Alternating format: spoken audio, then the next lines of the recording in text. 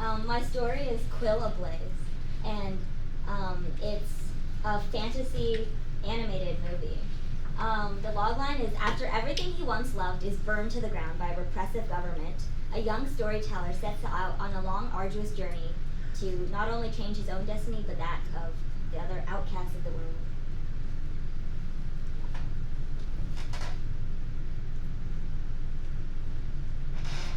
Try the right hand. Oh, well.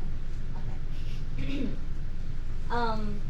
The story focuses on a boy named Sylvius, who is a transgender teenage boy who lives in a town where there's a repressive government that in his whole place that he lives, and they come twice every year to check in on the town to make sure there's no books, because they burn books and they don't allow creativity or storytelling. And he tells stories to young children in his town. And one day his town is burned to the ground, and his parents set him off on this journey where he meets two friends, Fen and Azur. They're both these magical creatures, and one of them is a shapeshifter and the other one is a fairy. And he has a little cat named Nyx. And they all journey to this city called Metro, where there are these storybooks where people, their stories can be changed, but only the people in Metro can have access to them, and all other books are burned. He wants to do everything following the law, and he wants to talk to the king, who is named Malus Ignis, and is sort of controlling everything, while the other two, Fen is a shapeshifter who wants just riches and wealth, and Azur is a fairy who doesn't trust anybody, but Sylvius saves her from being arrested, so she trusts him. And along the way, they learn things from each other, and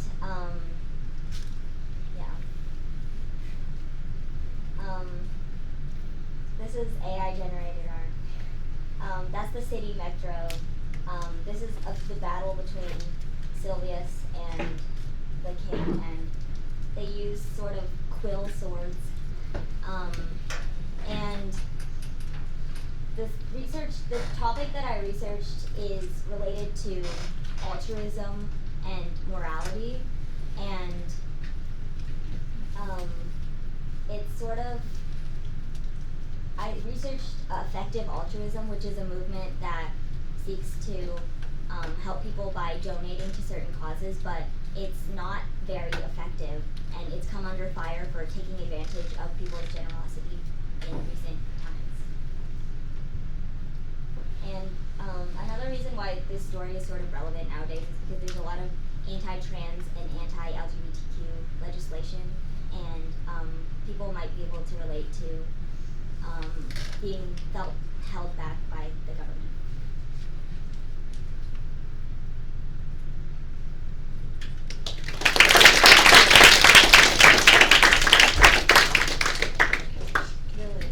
So, what's the purpose of the books? Like, why does the government want to burn them so bad? What's the secret behind this? It's because the government doesn't want people to get ideas, and they don't want people to be able to think on their own. It's kind of like Fahrenheit 451. Gwen. So you mentioned that obviously like they burn books and stuff, but are they also like anti-trans? Like Yeah, they're anti anyone who's like doesn't really fit the norm. So all of the magical creatures, they sort of stuff them into like certain places.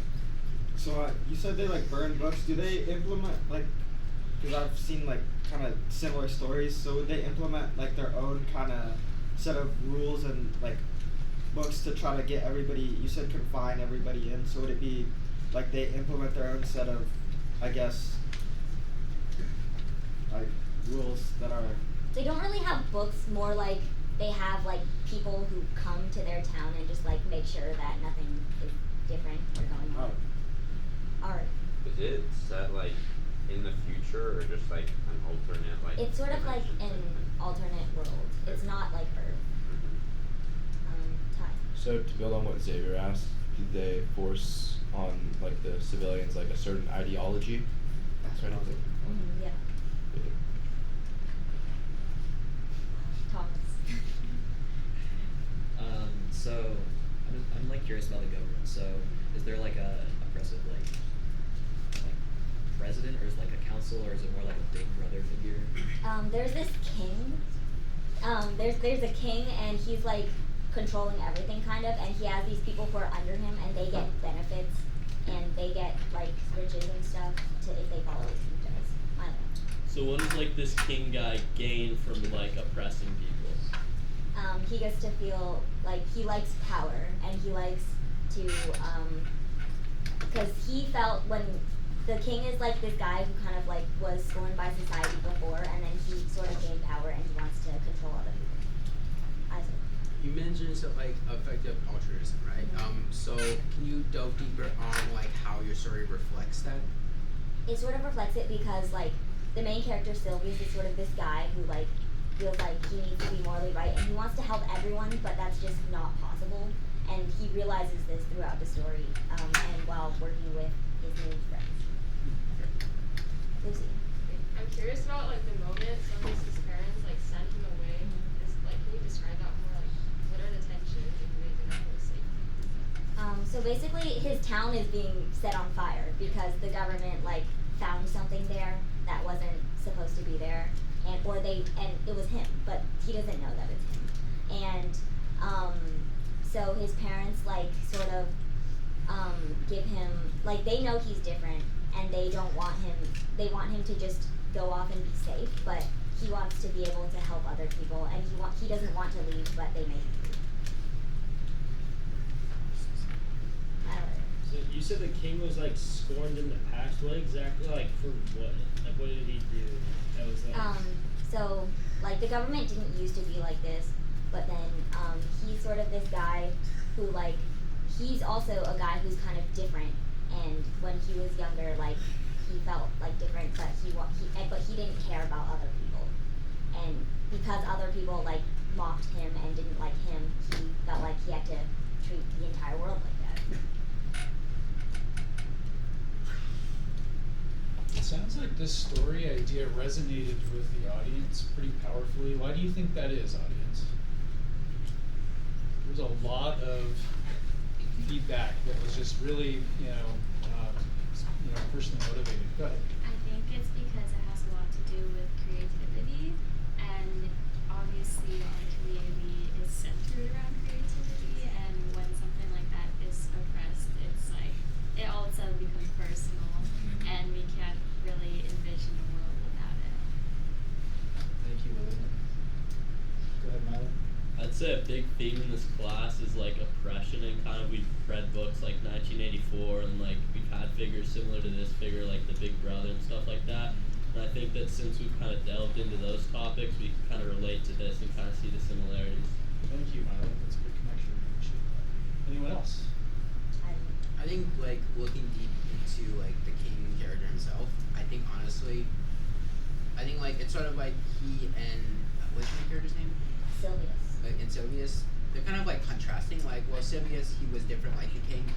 He actually had something good, but that's because good was given to him. For the king, he was different himself, but he faces oppression from others, so much so that like he allowed it to like kind of consume him. It's like evil doesn't come from people because they want to be evil, but because something makes them evil.